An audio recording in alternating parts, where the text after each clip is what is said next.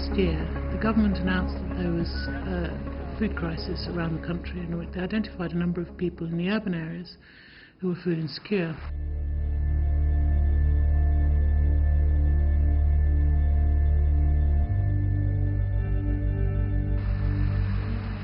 We've been partnering with Oxfam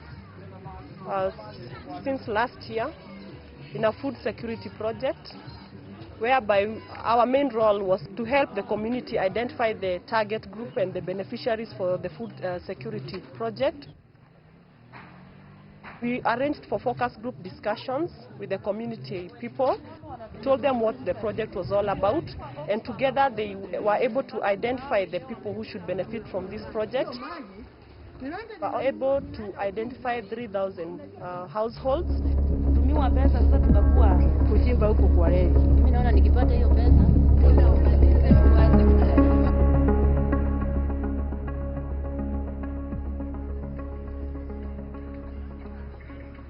We decided that one of the best routes possible was using an electronic transfer system. And one of the ones that was available to us was a system called M-Pesa.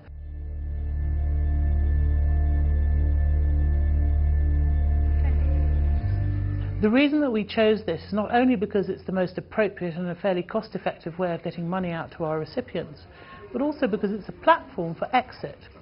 By having a mobile phone or a SIM, you are potentially able to do other things with that. You can link to microfinance, for example, and then borrow some money and then try and trade your way out of some of the poverty that you're in. Mimi wanaamka asubuhi mapema, naamka naenda Bama, tunabeba makuku ndio tupate hizi vichwa. Na si kupewa, huwa tunapewa, tunauziwa. Tushanunua vichwa, sasa mimi narudi nyumbani, nakuja natengeneza mara zangu. Nakuja nauza miguu, kila mguu shilingi 1, na kichwa nauza shilingi 10. Jioni sasa nikimaliza kazi nitaangalia, nitaona nimepata kitu 300, 400. Nilienda kwa M-Pesa nikatoa, nikaona pesa nimetolewa. Nimepewa pesa 1,500. Nilishukuru sana. Nikanunua unga, sukari, majani, mchele, mimi 1,000 nikatumia, nikabakisha 500. Mimi 500 nikasema naenda hii pesa na rudi nayo kazi. Mimi kazi yangu ilikuwa na kunywa na leo na lala, nakuja na lala nikishashika. Na kunywa na lala.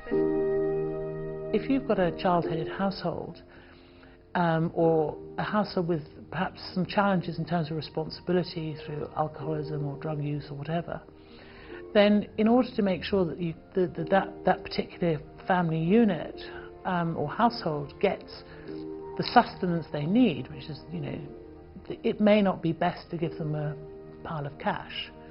In rare situations, it may be best to give them food or a food voucher to make sure that the food actually gets on the table.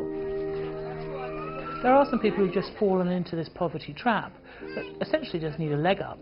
And if they can get themselves out of bed, you know, some of them are HIV positive, and start trading and then get themselves the medicines, they're okay actually. And so this is like a temporary measure until they can find themselves a more sustainable livelihood.